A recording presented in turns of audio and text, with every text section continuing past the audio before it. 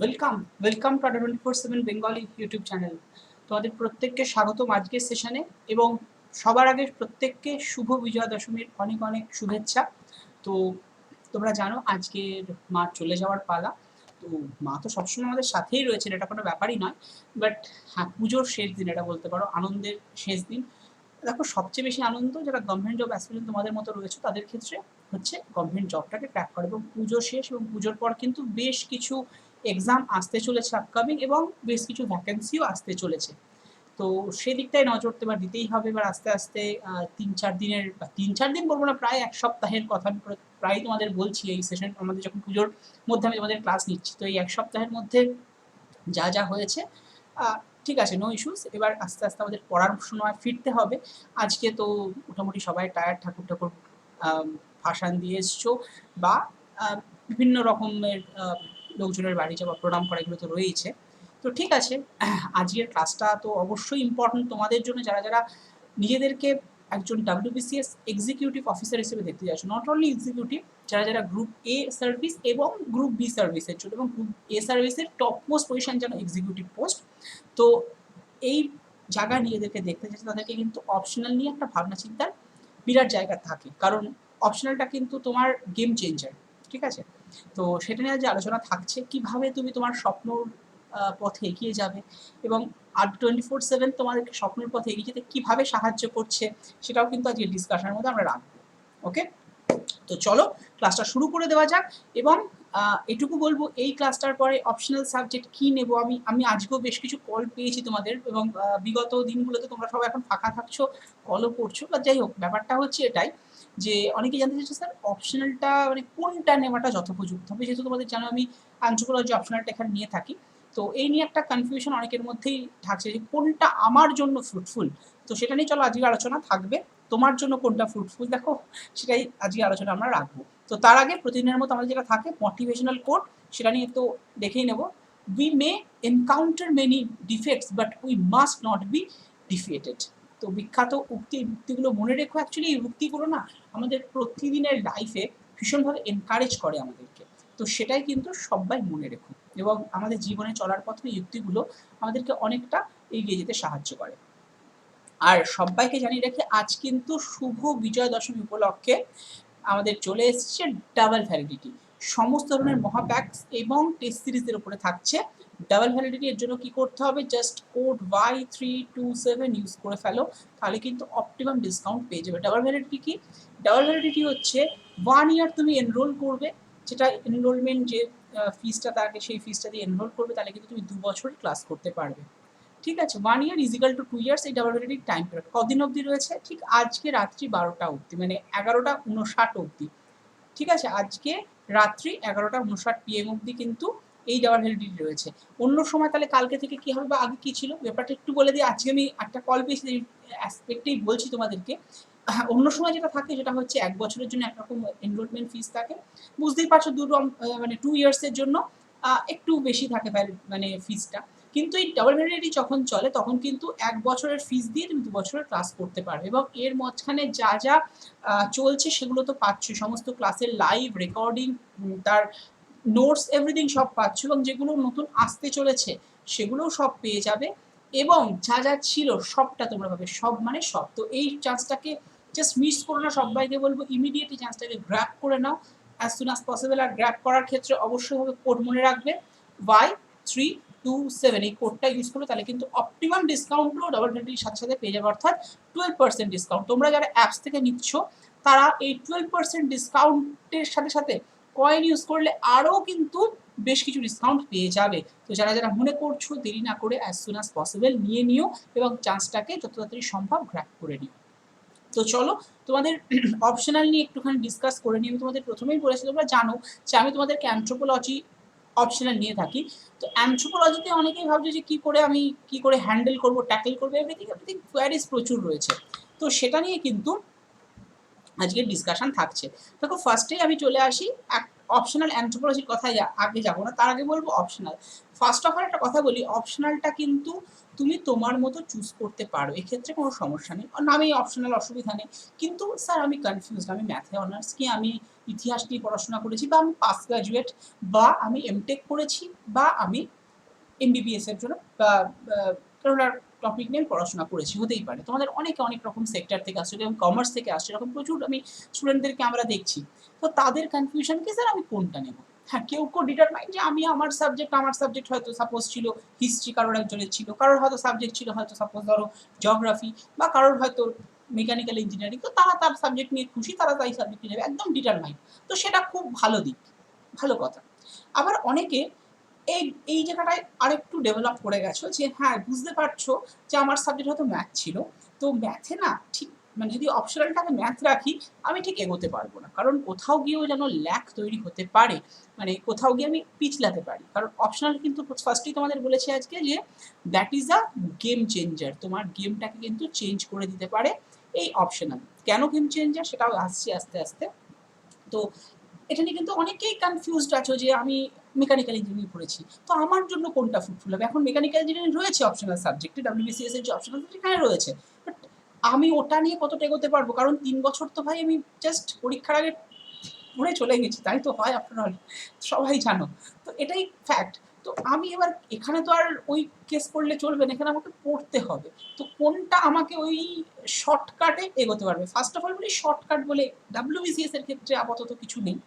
কিন্তু হ্যাঁ যেটা হতে পারে বা যেটা হবে সেটা হচ্ছে কম সময়ে কম পড়ে বেশি নাম্বার, এটা হতে পারে। শর্টকাট ট্রিক্স মানে ওই পাশের বন্ধুর দেখে যেটা তোমার অন্যান্য বার করেছো, বা তোমার গ্র্যাজুয়েশন বলো, তোমার ইঞ্জিনিয়ারিং টাইমে বলো করে এসো, সেটা এখানে একটু চাপ আছে। কিন্তু হ্যাঁ যেটা বললাম আমি শর্টকাট বলতে একটাই শর্টকাট রয়েছে, সেটা হচ্ছে তুমি কম পড়বে, মানে অন্যান্য সাবজেক্টের অ্যাসপেক্ট এমন একটা সাবজেক্টে চুজ করবে যেটা সিলেবাসটা কম রয়েছে, এবং তোমার মানে খুব খাটতে হচ্ছে না সিলেবাসটা নিয়ে, তোমার জানাশোনা সাবজেক্টের মধ্যেই আছে, এবং যার জন্য তুমি মোটামুটিভাবে মানে দেখো কিছু কিছু সাবজেক্টে জানো সত্যি কথা বলতে লিখতে হয় প্রচুর, এটা ফ্যাক্ট। আর কিছু কিছু সাবজেক্টে মোটামুটি একটা মিডিওক্রি লেখা মানে কোয়ান্টিটির কথা বলছি, কোয়ালিটি তো প্রত্যেকটার ক্ষেত্রে ইকুয়াল থাকা দরকার, মানে টপ কোয়ালিটি থাকা দরকার, আমি কোয়ান্টিটি বেসিসে বলছি। কিছু কিছু সাবজেক্টে সত্যি কথা বলতে কোয়ান্টিটি বেশি লাগে, আর কিছু কিছু সাবজেক্টে কিছু ট্রিক ইউজ করে কোয়ান্টিটি আমি কমিয়ে আমার লেখাটাকে কিন্তু এনহান্স করতে পারি, এবং খুব সুন্দর করে রিপ্রেজেন্টেশনের থ্রু দিয়ে নাম্বারটাকে ক্যারি করতে পারি। তো সেই রকম সাবজেক্টকে আমার মতে তুমি চুজ করো যেখানে এই পজিশন বা এই জায়গাটা রয়েছে। সাপোজ ধরো এমন একটা সাবজেক্ট তুমি নিচ্ছ, ধরো সাপোজ তুমি বাংলা নিয়ে, তো বুঝতে পারছো আর অনেকেই বাংলা নেয়। এখন আমার এখানে যারা দেখছো তাদের মধ্যে অনেকেই বলবে স্যার আমি তো বাংলা নিয়েছি, আমি বাংলায় ভালো মার্কস গত বছর পেয়েছিলাম, বা সামথিং হতে পারে, সেটা দেখো কোনো চাপ নেই, হতেই পারে। আমি ফার্স্টেই বলেছি অপশনাল তুমি যেটায় স্বচ্ছন্দ সেটা নাও, কিন্তু স্বচ্ছন্দ বোধের আগে, যেমন অনার্স তুমি যখন নিয়েছিলে তখন কিন্তু তুমি যেটা স্বচ্ছন্দ সেটাই নিয়েছিলে, সেখানে কেউ তোমায় বাধা দেয়নি, মানে কেউ যদি বাধা দিত সেটা তুমি ইগনোর নিশ্চয়ই করে তোমার চয়েস লেভেল সাবজেক্টটাকে নিয়েছো অনার্সে, বা তুমি যেটাই করেছো মানে গ্র্যাজুয়েট লেভেলে যেটা করেছো এটা নিজের চয়েস দিয়ে করেছো। কিন্তু এই ডাব্লিউবিসিএস এর ক্ষেত্রে একটু না সাজেশন নেওয়াটা দরকার আছে। কেন দরকার আছে? কারণ এখানকার ব্যাপারটা হচ্ছে এখানে তোমার 3 বছর সময় হাতে নেই ফার্স্ট অফ অল। সেকেন্ড যেটা সেটা হচ্ছে এটা তোমার কম্পারেটিভ এক্সাম, এটা তোমার এডুকেশনাল মানে এডুকেশনাল ব্যাকগ্রাউন্ডের কাজ তুলনায় কম, এখানে কিন্তু তোমার মানে একাডেমিক ব্যাপারটা, এডুকেশনাল ব্যাকগ্রাউন্ড তো অবশ্যই দরকার, মানে একাডেমিক ব্যাপারটা কম, তোমার এখানে কম্পারেটিভ ব্যাপারটা বেশি। তো এই কটা জায়গায় দাঁড়িয়ে তোমায় কিন্তু এমন একটা সাবজেক্টকে চুজ করা দরকার যে সাবজেক্টটা, যে পার্টিকুলার সাবজেক্টটা হবে কিনা তোমার গেম চেঞ্জার। অর্থাৎ তুমি সাবজেক্টটা নিয়ে খুব সুন্দর করে লিখে আসলে এবং টাইমের মধ্যে লিখে আসলে তুমি কিন্তু ভালো মার্কস পেতে পারো, এমনই একটা সাবজেক্টকে চুজ করো। হ্যাঁ তোমার হয়তো অনার্সে বা গ্র্যাজুয়েট লেভেলে যে সাবজেক্ট নিয়েছিলে সেই সাবজেক্টটা আছে এখানে, কিন্তু নেওয়ার আগে আগে সিলেবাসটাকে ভালো করে দেখো, আগে দেখো যে সেটা লিখলে টাইমের মধ্যে তুমি শেষ করতে পারছো না, এতগুলো কথা মাথায় রেখে তারপরে তুমি এগো। আমি সাপোজ যেমন বলছিলাম তুমি ধরো বাংলা নিয়ে বলে, অনেকেই বাংলা নিয়েছো খুব ভালো সাবজেক্ট, বা ইংলিশ নিয়ে হলে খুব ভালো সাবজেক্ট, লিটারেচারের সাবজেক্ট, বাট কিছু কিছু জায়গায় না প্রবলেম ক্রিয়েট হতে পারে। যেমন এখানে কিন্তু তোমার পুরো লিখতে হবে একটু বেশি ভাই, সেটা যাই হোক না কেন এখানে ডায়াগ্রামেটিক রিপ্রেজেন্টেশনের জায়গাটা একটু হলেও কম রয়েছে।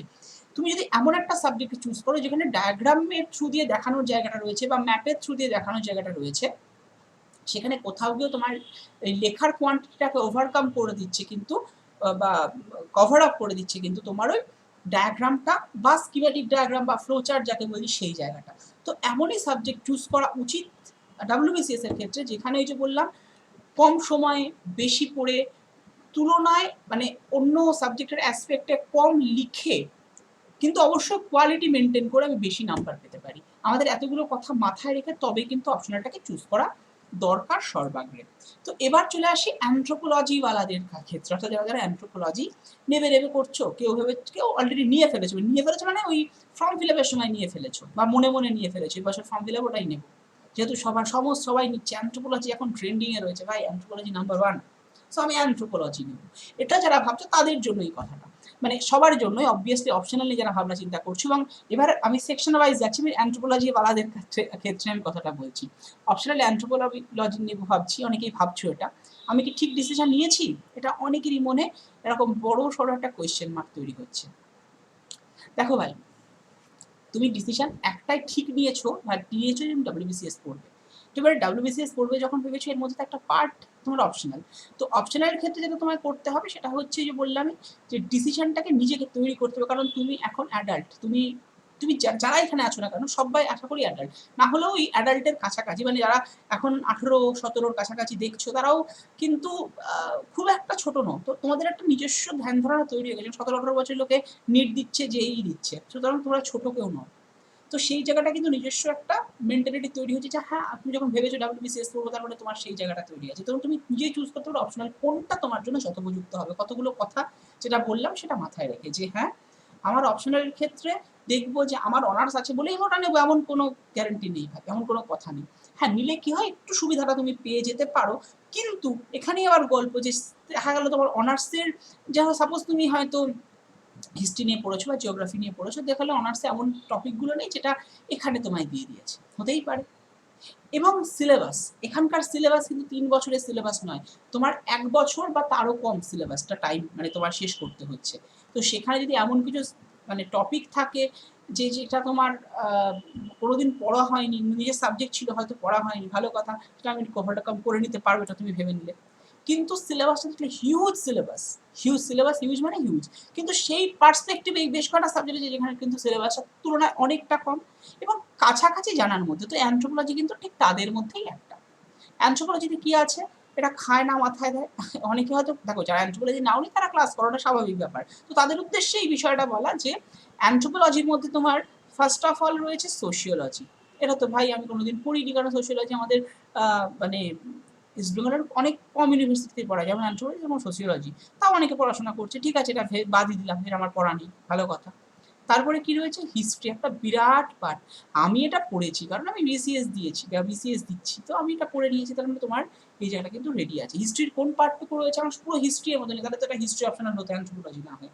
হিস্ট্রির যে লিথিক এজগুলো অর্থাৎ প্রস্তর যুগ সেগুলো রয়েছে, হারপ্পান সিভিলাইজেশন পুরোটা রয়েছে, যা যা পড়েছো সবটা, মানে লিথিক এজেরও সবটা নিশ্চয়ই সবাই পড়েছো, পুরনো প্রস্তর যুগ, প্রায় মধ্যপ্রস্তর যুগ, নব্যপ্রস্তর যুগ, তাদের আন্ডারে ডিভিশনগুলো সেগুলো সব রয়েছে। চ্যালকোলিথিক পিরিয়ড অলসো, মানে তাম্রপ্রস্তর যুগ যেটাকে বলা হয়, তাম্র যুগ বলা হয়, তাম্রপ্রস্তর যুগ সেটাও রয়েছে। তারপরে তোমাদের রয়েছে Harappan civilisation, বেদিক culture, Buddhism, Jainism সব রয়েছে, তার মানে তোমাদের অনেকটা পড়া জিনিস, তার মানে এটা কিন্তু আকাশ থেকে আসা কোনো ধূমকেতু নয় যে তুমি জানো না, সো অবভিয়াসলি তোমার জানো। নেক্সট আমরা চলে আসবো, এর মধ্যে কিন্তু রয়েছে সোশিওলজির পার্ট তো রয়েছে এবং জিওর পার্ট, মানে জিওগ্রাফির কিন্তু বেশ কিছু পার্ট রয়েছে। রয়েছে ইকোনমির পার্ট, আরে আমি তো এগুলো পড়াই, তুমি ইকোনমি তো পড়ি, হ্যাঁ একদমই তাই, তুমি পড়ো জিওগ্রাফি আর সোশিওলজিটা পড়ো না, জিওগ্রাফি পড়ো না, কিন্তু জিওগ্রাফির পার্ট তুমি পড়ো, কাজে লেগে যাবে। হ্যাঁ সোশ্যাল জিওগ্রাফি একটু আলাদা, সেখানে তোমার কি পড়তে হচ্ছে, ধরো কালচার পড়তে হচ্ছে, যে সোশ্যোলজির অলসো ইম্পর্টেন্ট পার্ট।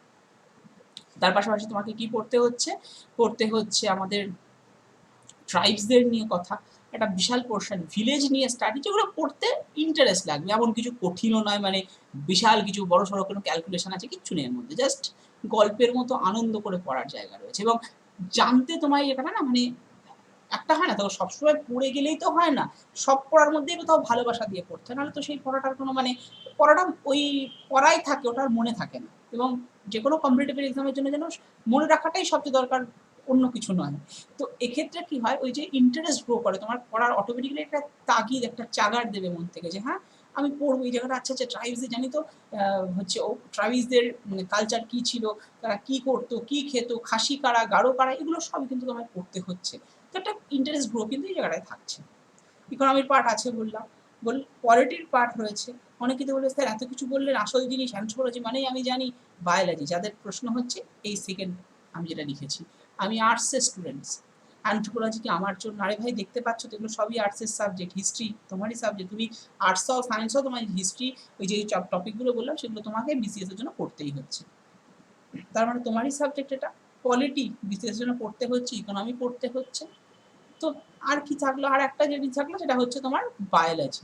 বায়োলজির থেকে যেটা রয়েছে এখানে জেনেটিক্সের পার্টটা বেশ ভরে ভরে দেওয়া রয়েছে, মানে প্রচুর প্রচুর আছে। এটাই একটা চ্যাপ্টার যে অনলি জেনেটিক্স, এটা তোমাকে একটা চ্যাপ্টারই কিন্তু জেনেটিক্স আছে, আর চ্যাপ্টারে কোনো জেনেটিক্স নেই, আর কোনো বায়োলজির গল্প নেই। আর কি রয়েছে, আর যেটা রয়েছে সেটা হচ্ছে এভলিউশন অফ ম্যানকাইন্ড, মানে হিউম্যান কাইন্ডের যে এভলিউশন, ওই যে ছোটবেলায় সবাই পড়েছো ল্যামার্কের থিওরি, ডারউইনের থিওরি, এই থিওরিগুলো রয়েছে। তো আলাদা কিছু নেই। আর বায়োলজির মধ্যে ঠিক এই দুটো পার্টই রয়েছে, একটা এই জেনেটিক্সের পার্টটা, ওটা জেনেটিক্সটাকে একটু বুঝলেই হয়ে যায়। তার জন্য তো বাবা আমরা রয়েছি, আমরা তো তোমাদের হেল্প করছি। মানে তোমরা, আমি তো তোমাদের ডেলিভাবে ক্লাস নিচ্ছি, ডেলি বলতে হ্যাঁ প্রতিদিন ক্লাস হচ্ছে না, অবশ্যই অপশনাল সাবজেক্ট যেহেতু সপ্তাহে দুদিন করে অপশনাল ক্লাস আমি নিচ্ছি। মানে আজকের ক্লাসটা শুক্রবার রাত্রি 9টায় এবং শনিবার রাত্রি 9টায়। তো তোমরা তো পাচ্ছই ক্লাস। তো এটা তোমরা জানতে পারছো যারা যারা। আর অনেকেই নিয়েছো যে স্যার প্রতিদিন আমার ক্লাসটাকে আরও বেশি করে বোঝা দরকার, সঠিকভাবে নোটস নেওয়া দরকার, তাদের জন্য বলবো আমাদের তো অপশনালের ব্যাচ শুরু হয়েই গিয়েছে, তোমরা জয়েন হয়ে যাও। শুরু হয়ে গিয়েছে মানে আবার নতুন কবে হবে তার জন্য ওয়েট করবে একদম ধরার দরকার নেই, কারণ শুরু হয়েছে মানে ওটার মধ্যে কিন্তু সবই ইনক্লুডিং থাকছে। তোমার যে কটা ক্লাস হয়ে গিয়েছে সেই কটা ক্লাসেরই রেকর্ডিং থেকে যাচ্ছে, তোমার চাপ কিছু নেই, যারা মনে করছো নিয়ে নিতে পারো বা জয়েন হয়ে যেতে পারো। আর জয়েন হওয়ার সময় তো আমি জানো এই কোডটা ইউজ করবে Y327 বা Y327, তাহলে কিন্তু অপশনাল ডিসকাউন্টটা পেয়ে যাবে। যাই হোক, এবার পরেরটায় চলে আসি। আচ্ছা স্যার আপনারা বলছেন আড্ডাতেই ভর্তি হতে হবে কেন?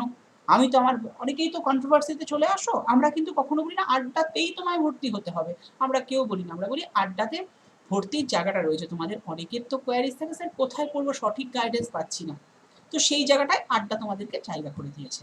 আমরা তো তোমাদের ফ্রি ক্লাস নিচ্ছি, কিন্তু তারপরেও যখন অনেক স্টুডেন্টের সমস্যা আমরা দেখতে পেয়েছি, সেই সমস্যা দেখে আমাদের এই ব্যাচগুলো নিয়ে আসা। তো অনেকেই বলছে স্যার পাশের বাড়ির দাদা দিদির কাছ থেকে বই নিয়ে এসেছি কিন্তু ঠিকঠাক বুঝতে পারছি না, এখন খুব সমস্যাতে পড়েছি অ্যানথ্রোপোলজির ক্ষেত্রে।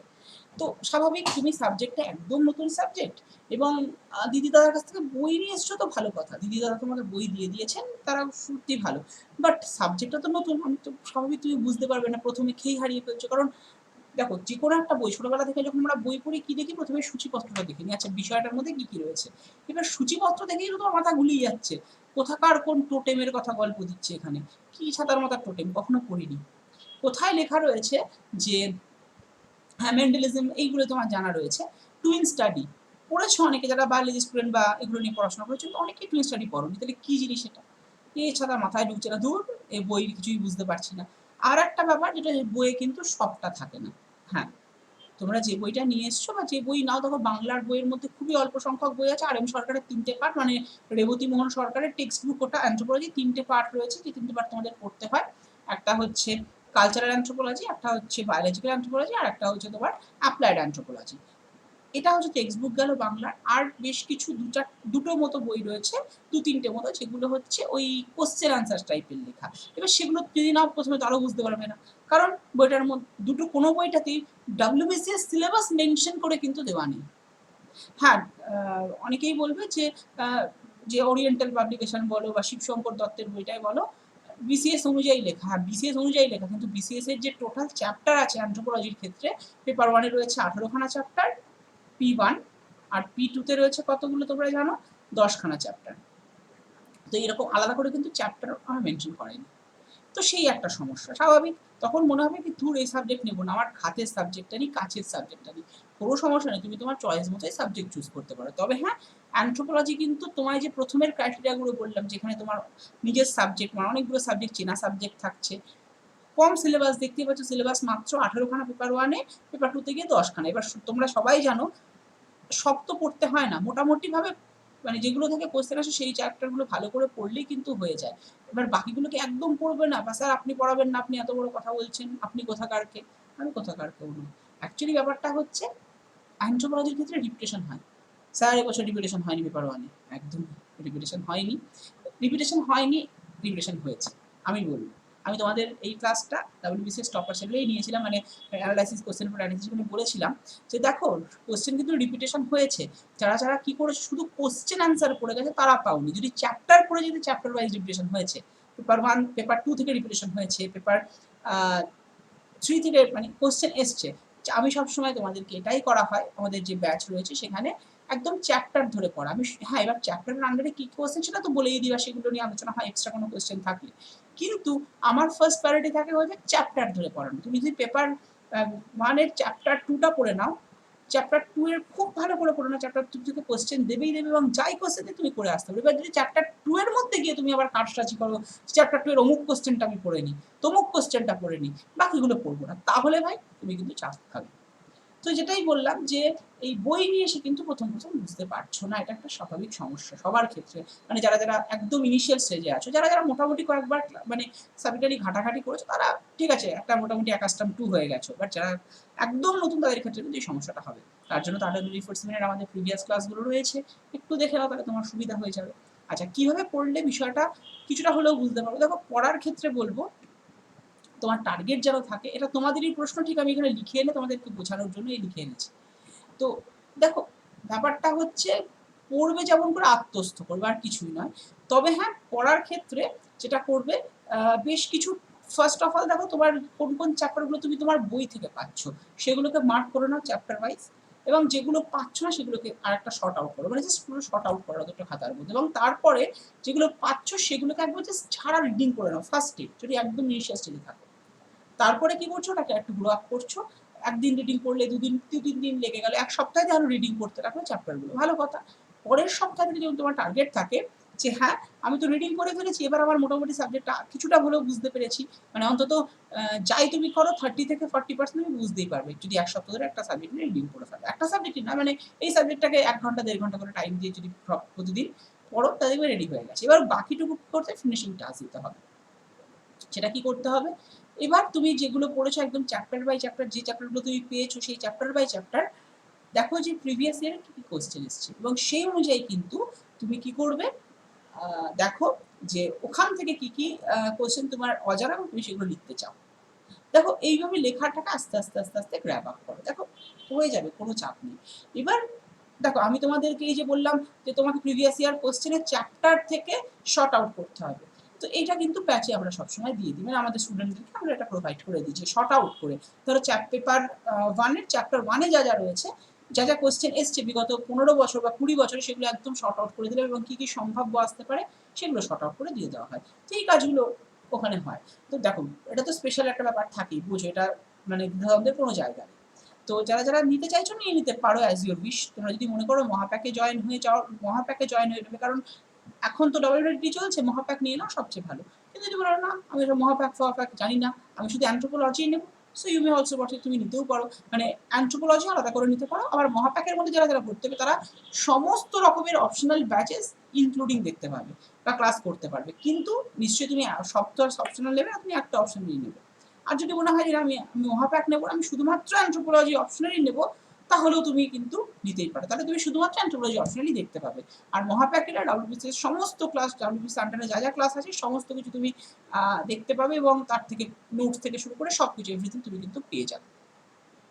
আচ্ছা, এর পরের সবচেয়ে বেশি গুরুত্বপূর্ণ কোশ্চেন হচ্ছে স্যার আমি বাংলা, মানে আমি বাংলাতে বেশি সাবলীল।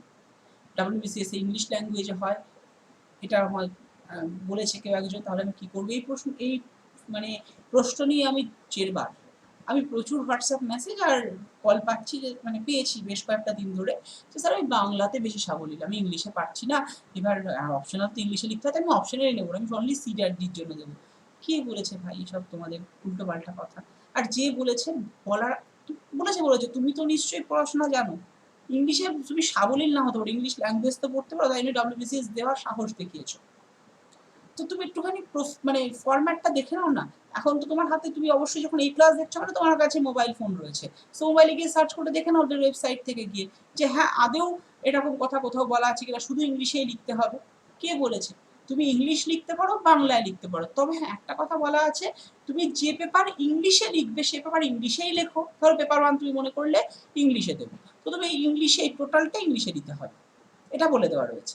আর যদি মনে করো যে না পেপার 1টা আমি বাংলায় দেবো, তাহলে টোটালটাই বাংলায় দিতে হবে। তবে হ্যাঁ বাংলার ক্ষেত্রে কিছু কিছু টার্ম আছে যেগুলো ইংলিশেই যায়, সেগুলোকে জাস্ট বাংলা মানে অক্ষর হরফ ইউজ করো। ধরো সাপোজ টার্ম আছে টোটেম, তো জাস্ট টোটেমটাকে এইভাবে লেখো, স্পেলিংটা কিন্তু TOTEM, কিন্তু তুমি বাংলার হরফে ঠিক এভাবে লিখতে পারো, তাতে কোনো চাপ নেই। সো বাংলার ক্ষেত্রে এই ব্যাপার, কিন্তু বাংলা বা ইংলিশ তুমি যে কোনো ল্যাঙ্গুয়েজে লিখতে পারো, তাতে তোমার কখনো কোনোদিন নাম্বার কাটবে না। আবার কিছু সেকশন এক্ষুনি বলে উঠবে যে স্যার নাম্বার কে বলেছে, আমার পাশের বাড়ির বা আমার খুড়তুতো জেঠুর পিসতুতো মেয়ে, সে হচ্ছে WBCS পেয়েছিল, প্রথমবার পায়নি, কারণ কি ছিল না, কারণ ও বাংলা ভাষায় অ্যানথ্রোপোলজি লিখে এসেছিল, পরের বার ইংলিশ ভাষায় লিখেছে, তাই নাম্বার পেয়েছে। খুব ভালো কথা, ঠিক আছে। তো তার ক্ষেত্রে যেটা সমস্যা হয়েছিল একটু ভালো করে জিজ্ঞাসা করলে বুঝতে পারবে যে, বা তাদের মতো যারা রয়েছে, আমি জাস্ট একটা এক্সাম্পল ধরে বললাম, মানে এরকম তো হয়তো অনেকেরই আছে অনেকের নেই। তো সেক্ষেত্রে যেটা হবে যে তিনি হয়তো প্রথম যে এক্সামটা দিয়েছিলেন সেখানে তিনি বাংলায় লিখেছিলেন, বাট তার কোয়ালিটিটা মেনটেন হয়নি, কারণ বাংলার সোর্সটা কম থাকে। আর সেকেন্ড বার যখন তিনি লিখলেন তিনি তখন কোয়ালিটি মেনটেন করলেন, কারণ তিনি অনেকটা সোর্স পেয়েছেন। তাহলে স্যার আমি ইংলিশেই পড়বো, আমি তো ইংলিশে কমফর্ট করি, তাহলে আমি কি করবো? আরে ভাই কমফর্ট নেই তো কি হয়েছে, তুমি তাহলে বাংলাতে লেখো, কোনো চাপ নেই। বাংলায় ভালো করে লেখার জন্য কোনো একজনের গাইডেন্স নিন, যে কোনো একজন মেন্টারকে নাও। ধরো মেন্টার নিলে একটাই সুবিধা হয়, যেটা হচ্ছে সেটা আড্ডা 24/7 এর মেন্টার, মানে আমি হতে পারি অ্যানথ্রোপোলজির ক্ষেত্রে, বা সামওয়ান তোমার বাড়ির পাশে দাদা দিদি যেখানে এফিশিয়েন্ট তাকে তুমি নিয়ে নাও তোমার মেন্টার হিসেবে, কোনো চাপ নেই। কিন্তু একজন নিলে একটাই সুবিধা, যেহেতু তোমার এই নোটস বানাতে হয়, তাহলে তো অপশনাল পেপারটা পুরোটাই নোটস ভিত্তিক থাকে, তো সেই নোটসের জায়গাটা কিন্তু মানে তোমাকে ডাবল করে খাটতে হবে। ডাবল করে খাটতে হবে, আমি খাটবো স্যার, খুব ভালো কথা, কিন্তু খাটনিটাকে তুমি তোমার অন্য পেপারে দাও না, বাকি খাটনিটুকু তুমি তোমার স্যার ম্যাডামদের উপরে ছেড়ে দাও, অন্য পেপারগুলোর উপরে বা অন্য সাবজেক্টের পেছনে, তখন কম্পালসারি পেপারে না পেশ করলে তো অপশনের কোনো ভ্যালুই থাকছে না। তো বাকিটুকু তুমি যে অপশনালটাকে নেবে, সেই অপশনালের স্যার বা ম্যাডাম, সেটা হতে পারে আড্ডা 24/7, হতে পারে অন্য কোনো প্ল্যাটফর্ম, হতে পারে তোমার বাড়ির পাশে দাদা দিদি যিনি এফিশিয়েন্ট সে, তো তার কাছ থেকে তুমি জাস্ট একটাই করতে পারো যে মানে যার কাছে তুমি যাবে না কেন, তো তার কাছ থেকে নোটসটা কিন্তু তুমি কালেক্ট করতে পারবে, এই সুবিধাটা কিন্তু রয়েছে অপশনালের ক্ষেত্রে। যদি কোথাও একটা মেন্টারের হেল্প নাও, আর যদি কোনো নিজে করবো যেতে পারো, কিন্তু একটু সময়টাকে বুঝে, মানে তুমি তোমার টাইমটাকে সেট করবে। দেখো রুটিন কেউ বানিয়ে দিতে পারে না, নিজের রুটিন নিজেকে সেট করতে হয়, কারণ তুমি যাই করো তোমার কিছু না কিছু সামনে একটা কাজ ব্যস্ত আছে। অ্যাটলিস্ট তুমি যদি মানে ভাতও খাও সেটা একটা কাজ করা, সেরকমই কিছু না কিছু আছেই কাজ। তো সেইটাকে বাঁচিয়ে কতটা তুমি সময় দিতে পারছো সেই অনুযায়ী টাইম ম্যানেজমেন্ট করো, নিজে পড়তে পারো, কোনো সমস্যা নেই। তবে ওই যে বললাম অপশনালের ক্ষেত্রে যে কোনো একজন মেন্টর নিলে তোমার কিন্তু সুবিধা হতে পারে। যাই হোক, আচ্ছা এইসব সমস্যার সমাধানে কি রয়েছে, আমি এত প্রবলেম সত্ত্বেও WBCS অপশনালের হার্ডেল কি পাস করতে পারবো, আর করতে পারবো? অবশ্যই পারবে ভাই, তোমাদেরকে সমস্যার সমাধান বলে দিলাম। সবচেয়ে সুবিধা হয় যে কোনো একজন মেন্টারকে নাও, বুঝলি, সেটা ক্ষেত্রে তুমি মানে নিজে খুব একটা স্যাটিসফাইড না থাকো যে সেই মেন্টার কেমন হবে, কোনো চাপ নেই। তাহলে তুমি কি করতে পারো, নিজে পড়ো, নিজের উপরে যদি ভরসা থাকে অবশ্যই পড়ো, মানে নিজে পড়ে তো প্রচুর লোক WBCS হয় এবং অপশনালে, কিন্তু ব্যাপারটা হচ্ছে টাইমটাকে ঠিকঠাকভাবে ম্যানেজ করা চাই, কারণ শুধু অপশনাল পড়লেও হবে না, আবার শুধু কম্পালসারি পড়লে হবে না, দুটোকে খুব সুন্দরভাবে মেনটেন করতে হবে। কম্পালসারিতে বেশি টাইম দাও, অপশনালে তুলনায় কম টাইম দাও, তাতে কোনো চাপ নেই। আচ্ছা, এইবার চলে আসি অপশনাল অ্যানথ্রোপোলজি অপশনালের ক্ষেত্রে রিপ্রেজেন্টেশনটা কেমন হবে। দেখো রিপ্রেজেন্টেশনের ক্ষেত্রে এইরকম ফ্লো চার্ট দেখতে পাচ্ছ, একটা ফ্লো চার্টের ছবি আমি দিয়ে রেখেছি তোমাদেরকে, এরকম পারলে একটা ফ্লো চার্ট সবগুলোর ক্ষেত্রে যতটা দেওয়া যায়, যেখানে দেওয়ার জায়গা রয়েছে সেখানে দেওয়ার চেষ্টা করো, এবং চেষ্টা করো ডায়াগ্রামেটিক রিপ্রেজেন্টেশনের, ঠিক আছে, ডায়াগ্রাম ইউজ করার, তাই কিন্তু নাম্বারটা ভালো হবে। স্কিমেটিক ডায়াগ্রাম অ্যান্ড ডায়াগ্রাম যেখানে দেওয়ার জায়গা আছে। ধরো সাপোজ ভারত থেকে একটা কোশ্চেন দিয়ে তুমি বলে এখানে দেওয়ার জায়গা নেই, কে বলেছে নেই? ভারতের ম্যাপ তো রয়েছে, ভারতের ম্যাপটাকে দেখিয়ে তুমি দেখিয়ে দিতে পারো এটা কোন পার্টিকুলার কোন জায়গা। আচ্ছা, প্রতিটি বড় প্রশ্নের কত সময় বেটার একটা বড় প্রশ্ন পেয়েছি তোমাদের থেকে। তোমাদের জানোই পেপার 1-এর P1-এ কতগুলো প্রশ্ন থাকে, মানে টোটাল প্রশ্ন থাকে যাই, মানে টোটাল এক একটা প্রশ্নের মান কত থাকে, বড় প্রশ্নে 30, আর P2-র বড় প্রশ্নের মান থাকে 40। তাহলে বুঝতে পারছো তোমায় লিখতে হবে প্রচুর, সময় লাগবে কম, মানে নিতে হবে কম।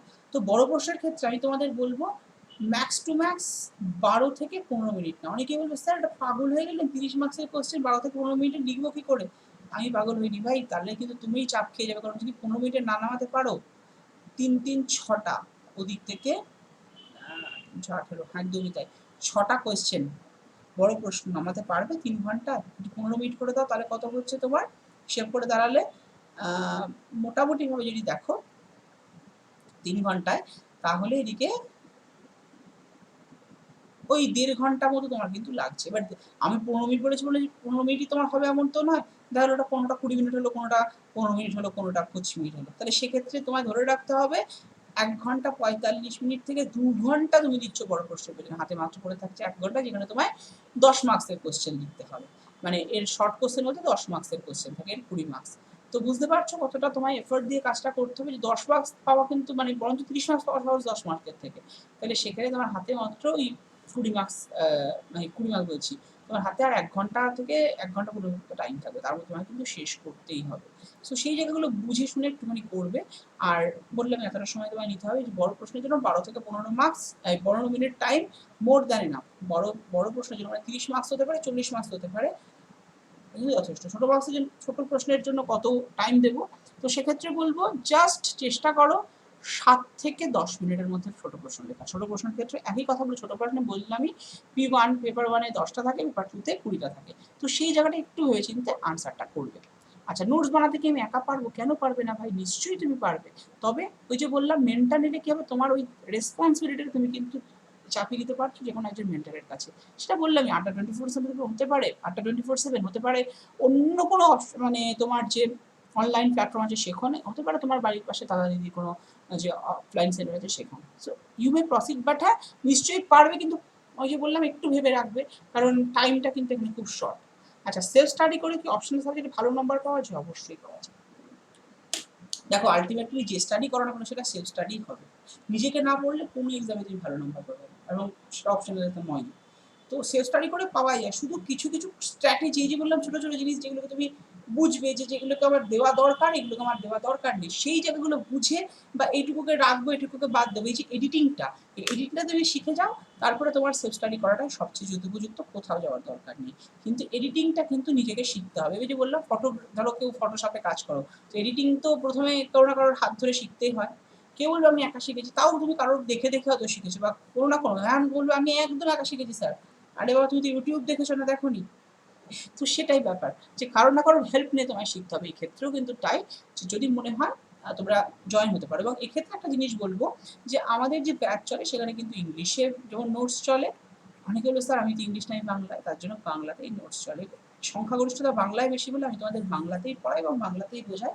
তবে হ্যাঁ, যারা যারা ইংলিশের জন্য আছে তাদেরকে, তারা তো সবাই বাঙালি, তারা বাংলায় যথেষ্ট বুঝতে পারবেন, তারা বাংলাতেই বুঝতে চায়, জাস্ট যখন লিখবে তারা ইংলিশে নোটস হয়, তারা প্রথম থেকে ডিটারমাইন্ড, তো তাদের মতো ডিপেন্ড করছে কে কোন ল্যাঙ্গুয়েজে লিখবে। যে বললাম এটা কোনো ম্যাটারই করে না তুমি কোন ল্যাঙ্গুয়েজে লিখছো। সো এবার চলে আসি আমাদের বেশ কিছু স্ট্র্যাটেজি, মানে অ্যানথ্রোপোলজির ক্ষেত্রে, যেটা হচ্ছে অ্যান্সার রাইটিং ইজ ম্যান্ডেটারি অবশ্যই, এবং prepare your self for every obstacle hardship in answer writing. First of all time management, এটা একটা বিশাল সমস্যা। তাই প্রথম থেকেই বলবো ধীরে সুস্থে না লিখে স্পিডটা একটু বাড়িয়ে লেখার চেষ্টা করো। এবং বললামই তোমাকে মোটামুটিভাবে বড় প্রশ্নের জন্য দিতে হচ্ছে 15 থেকে 20 মিনিট, বা 20 মিনিট না, 12 থেকে 15 মিনিট। আর ছোটো প্রশ্নের মধ্যে মোটামুটি 10 থেকে 12 মিনিট, 7 থেকে 10 বা 7 থেকে 12 এরকম একটা নিয়ে রাখবো, এরকম যা। কারণ বলবে স্যার আমার তো সময় থাকছে, আরে বাবা তুমি যখন লিখতে যাবে দেখবে 15 মিনিটটা অন্ততপক্ষে 25 দাঁড়িয়েছে বা 20 দাঁড়িয়েছে, এবং তুমি বুঝতেই পারছো যে টাইমের মধ্যে হওয়াটা চাপ হয়ে যাবে, তাই নাকি? তো সেই কারণে এইটাকে মেনটেন করো। 2-1টা কোশ্চেন তো এদিক ওদিক হবে, কম বেশি তো রাইটিং থাকে, সেটা একটা ব্যাপার। নেক্সট হচ্ছে speed of hand writing, too much important, এটা ছাড়া তুমি কিন্তু কোনো যুদ্ধই জয় করতে পারবে না। হ্যান্ড রাইটিং স্পিড যেন, মানে ফ্লো যেন একদম সুপার ফ্লো হয়। নেক্সট হচ্ছে কোয়েশ্চেন প্যাটার্ন, এটা একটা ইম্পর্টেন্ট ফ্যাক্ট, এবং স্টাইল অফ রিপ্রেজেন্টেশন, এটা একটা ইম্পর্টেন্ট ফ্যাক্ট, কত সুন্দর করে তুমি রিপ্রেজেন্ট করছো। নেক্সট হচ্ছে কনসেন্ট্রেশন, তুমি যেটা পড়ছো যখন খুব কনসেন্ট্রেট করে পড়বে। আর কনসিস্টেন্সি, এটাও কিন্তু ইম্পর্টেন্ট। নেক্সট হচ্ছে প্র্যাকটিস, প্রচুর প্রচুর প্রচুর প্র্যাকটিস করতে হবে। Concentration and consistency and practice, practice and practice, এটা ম্যান্ডেটারি। তো সবাইকে বলবো যারা যারা মনে করছো তারা কিন্তু এই ব্যাচ জয়েন হয়ে যেতে পারো। অপশনাল ব্যাচ আমাদের শুরু হয়েছে 1 আগস্ট থেকে, হয়তো 1 আগস্ট শুরু হয়নি, 24 আগস্ট শুরু হয়েছে, বেশি দিন হয়নি। তো যারা যারা মনে করছো নিয়ে নিয়ে, সব ক্লাসেরই রেকর্ডিং ভার্সন তো থাকছে, সাথে লাইভ ব্যাচ প্রতিদিন ভাবে চলছে আমাদের, সোম থেকে বৃহস্পতি প্রতিদিন চলছে রাত্রি 9টা থেকে। 11টা। তো যারা যারা নিতে চাইছো তারা কিন্তু ইমিডিয়েট জয়েনিংয়ের জন্য জয়েনিংয়ের সময় অবশ্যই কোড Y327 ইউজ করো এবং তোমার স্বপ্ন পূরণকে কিন্তু আমরা আরো স্মুথ করে দেবো, এটুকু তোমাদের অ্যাসিওরেন্স দিচ্ছি। আচ্ছা, এবার চলে আসি 6টা keys for achieving handsome marks in optional subject. যে কোনো অপশনাল সাবজেক্ট কিন্তু equally important. First of all weekly exam দেওয়ার চেষ্টা করো। প্রথমেই তুমি উইকলি এক্সাম দিতে যাবে না, আগে পড়বে, তারপরে উইকলি এক্সামে যাবে অবশ্যই। নেক্সট হচ্ছে ক্লিয়ার কাট আইডিয়া বা ডাউট ক্লিয়ার করা দরকার। স্ট্যান্ডার্ড নোটস, এটা সবচেয়ে বেশি দরকার। নোট যদি ভালো না হয় তাহলে কিন্তু চাপ হবে। নেক্সট হচ্ছে ইনক্রিজ রাইটিং স্পিড, এটা তো বললাম। আর হচ্ছে টু দ্য পয়েন্ট অ্যান্সার, মানে অনেকেই আসে প্রচুর লিখেছে, প্রচুর তথ্যজনক।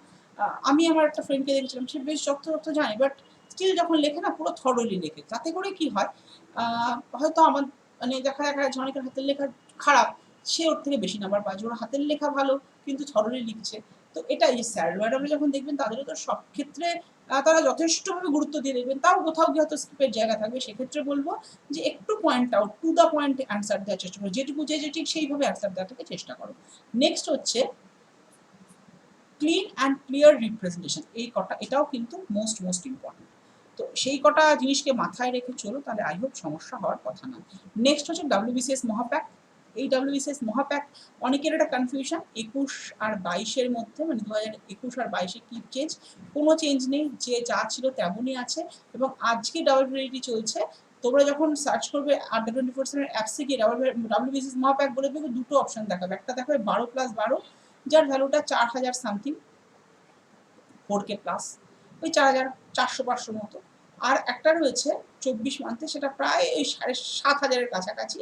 তো এবার তোমার যেটা সুবিধা সেটা নিতে পারো। তবে আজকের দিনে বলবো সেটা 24 থাকবে। আজকের দিনে যেহেতু ডবল ভ্যালিডিটি চলছে, তাই এই 12+12 না, মানে ধরো 12 মাসের জন্য একটা প্রাইস থাকে আর 24 মাসের জন্য আলাদা প্রাইস থাকে, মানে বেশি প্রাইস, বুঝতেই পারছো। কিন্তু আজকে যেহেতু এই 12 মাসের প্রাইসটাকে আরো 12 মাস মানে 24 মাস অটোমেটিক্যালি করতে পারবে। মানে ওই 12 মাস যদি তুমি প্রাইসটা দিয়ে নাও, তাহলে আর একটা পুরো বছর পুরো তোমায় ফ্রি দেওয়া হবে R24/7 তরফ থেকে। বাট এটা হচ্ছে এই দশমী স্পেশাল বা দশেরা স্পেশাল যাই বলার পর তার উপলক্ষে। তো সেই কারণেই বলা, যারা যারা মনে করছো দেরি না করে নিয়ে নাও। নেওয়ার সময় তো অবশ্যই ভাবে প্রিলিমস, মেন্স, এগুলো তো তোমরা এখানে পেয়ে যাচ্ছ। এবং নেওয়ার সময় তোমরা যখন যেটা করবে সেটা হচ্ছে কোড ইউজ করতে বলবে না, Y327, Y327। আর এর মধ্যে তোমরা কি পেয়ে যাচ্ছ? প্রিলিম পাচ্ছ, মেন্স পাচ্ছ, লাইভ ব্যাচেস পাচ্ছ, প্রত্যেকটা ক্লাসের রেকর্ডেড ভার্সানও থাকছে। ইনকেস তুমি কোনো ভুলে গেলে বা বুঝতে পারলে অসুবিধা হবে, তুমি কিন্তু রেকর্ডিংটা দেখে নিতে পারবে। নেক্সট হচ্ছে অপশনাল ব্যাচ, সেম অ্যাজ এখানেও কিন্তু তুমি একইভাবে লাইভ ক্লাস পাচ্ছ, কোনো কারণে না দেখতে পারে রেকর্ডিং থাকছে, এবং অ্যাজ ওয়েল অ্যাজ যেটা থাকছে সেটা হচ্ছে নোটস থাকছে। এবং এক্ষেত্রে তোমরা টেস্ট সিরিজ নোটস সব কিছু পেয়ে যাচ্ছ। এবং এখানে ভ্যালিডিটি দিতে হবে 24 মাস, নট অনলি 24 মাস, তোমরা বললে 12 মাস বা 24 মাস দুটোই হতে পারে। তবে হ্যাঁ, আজ নিলে কিন্তু 12+12 ওটা ক্লিক করে নেবে, কারণ ডব্লিউডি কিন্তু কাম ব্যাক করছে। এবং শুভ দিনে শুভারম্ভ, শুরুই হয়ে যাক সবার। আচ্ছা, নেক্সট এবার যেটা করতে হবে সেটা হচ্ছে প্রিভিয়াস ইয়ারের একটা পাতলা বই পাওয়া যায়, বাজার থেকে কিনে নিয়ে আসো, বাজার মানে বইয়ের দোকান থেকে, কলেজ স্ট্রিটেও অ্যাভেলেবেল। তো সেখান থেকে গিয়ে এবার কোশ্চেনগুলোকে শর্ট আউট করে চ্যাপ্টার ধরে ধরে তুমি মোটামুটি 3-4 মাস মোটামুটি খেটে নাও এর পেছনে। তারপরে তুমি 2-3 মাস কাটলেই মোর দ্যান এনাফ। তারপরে তুমি কি করছো, যে এই চ্যাপ্টারগুলো বেছে নিচ্ছ কোন কোন চ্যাপ্টার আছে, এবং সেই অনুযায়ী কিন্তু তুমি ট্রেন্ড অ্যানালাইসিস শুরু করে দেবে। যে আচ্ছা, ধরো সাপোজ আমি একটা চ্যাপ্টারের নাম বলছি, পেপার 1-এর চ্যাপ্টার 10, যেখান থেকে কোশ্চেনের তুমি ধরন দেখো, এবছর একটা মতো দিয়েছিল। তো এমনি সময় যেটা দেয়, যেটা হচ্ছে 2007-এ দিয়েছিল আর 2017-এ দিয়েছিল, বুঝতে 10 বছরের গ্যাপ। তাহলে বোঝা যাচ্ছে এই চ্যাপ্টারটা কম বা কম দিলে অসুবিধা নেই। তবে হ্যাঁ, কি কোশ্চেন আছে ট্রেন অ্যানালাইসিসটা করলাম, কিন্তু পড়তে হবে। আমি কখনো তোমাদের যারা যারা ক্লাস করো তারা জানো, আমি কখনো বলি না ক্লাস তোমাকে এই চ্যাপ্টারটা পুরো বাদ দাও। আমি বলি সবটা করো, কিন্তু কোথাও একটু বেশি এমফাসিস করো, কোথাও একটু কম এমফাসিস করো, ব্যাস, মোর দ্যান এনাফ।